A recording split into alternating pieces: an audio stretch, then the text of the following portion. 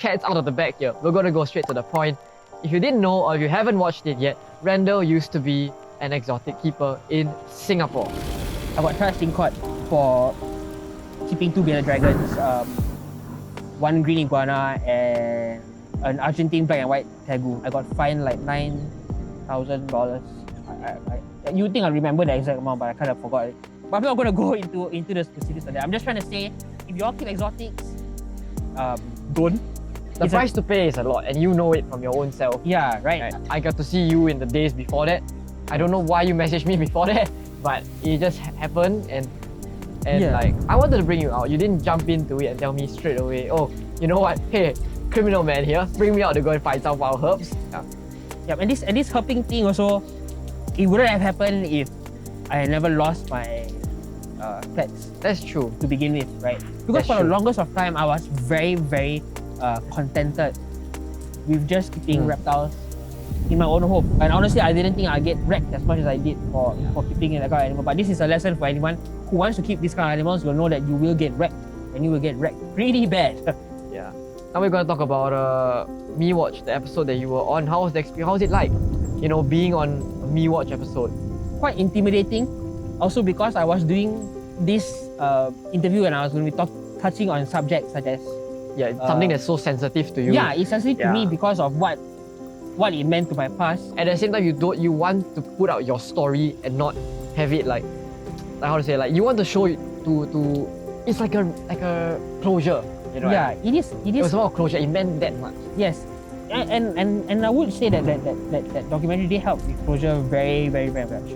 Because before this, people don't know who I was, right? Yeah, you can't exactly go up to someone and say, hi, look at this, I used to own this. No, you can't do that. People won't know that. So that's what you were feeling in the whole video when you're filming with MeWatch, right? That was the stress that was coming with it. Yeah. Like a lot hinged on what you said.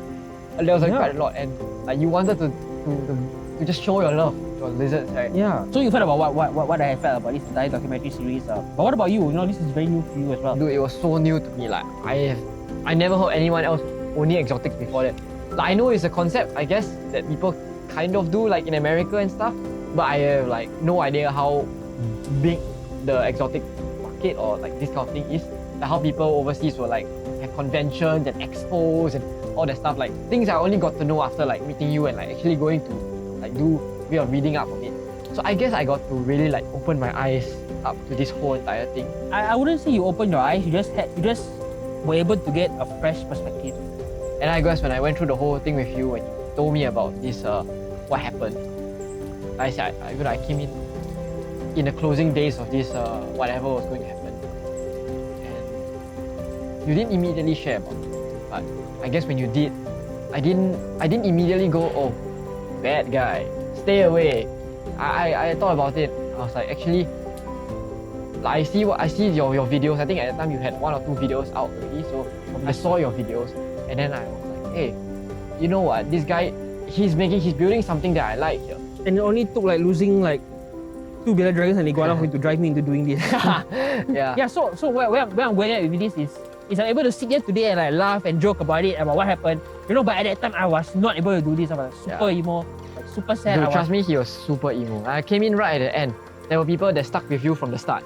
Yeah. So they got to see that. Yeah, I was like, super depressed, and I'm so incredibly thankful for people who have like entertained me or like trying to get me through these very weird 2 years in my life, because I know that I probably wasn't the very easiest person to deal with under all this with all the emotional baggage. No, you weren't. yeah, I'm sure I wasn't. From me, and I came in right at the end. Yeah, you know, so close friends, you know, people like Kairam, you know, like thanks so much, you know, for the future. Yeah, so thanks to the future, you know, no, but honestly, you know, like if it wasn't for like you know, and you had to deal with a lot of my emotional outbursts over the next 1 or 2 years. So thanks so much for not like punching me in the face for all the stupid things that I used to do. No, I'm very grateful. So thanks so much for that. I'm glad that now I'm able to look at the past and just, you know, be able to separate it that, hey, something that happened in the past, there's a way forward from this, there's a lesson to be learned. I guess it became like positive energy. Yeah. To like do something else and actually like find a bit more meaning instead of just like moping around again. Yeah, right. Yeah. So now we're already like, what, I just posted like 1 year of Dragon Voices. Right. 1 year. Woo. I don't know how long I'll be doing dragon voices. I hope I'll be doing for many years to come. You know, but until I like able to move overseas to like become a full-time dragon dad again. Yeah, I'll be full-time dragon dad again. I'll be happy creating content about reptiles. And that's the way that it is for many of us.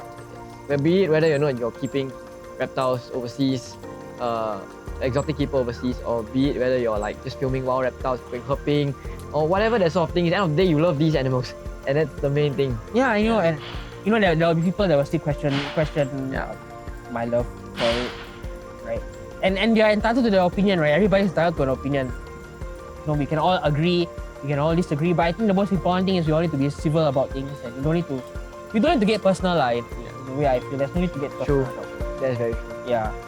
I guess this episode has just been about getting to know the real Randal Harknis. Or not really the real, you already know the real him. He's not putting on a fake act, and he's like, in real life, he's like, monitor lizard.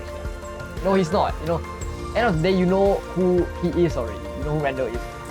And now just getting to know what he was before and putting both worlds together. Now you get to know like the full Randal Harknis. I feel like this episode is a way for me to further talk about the things that happen, address some of the things that happened in the past. You don't have to hide now. Yeah, I don't have to hide. You don't have to shy away from this. I don't have thing. to shy away It's not from it awkward anymore, right? Because now you have it.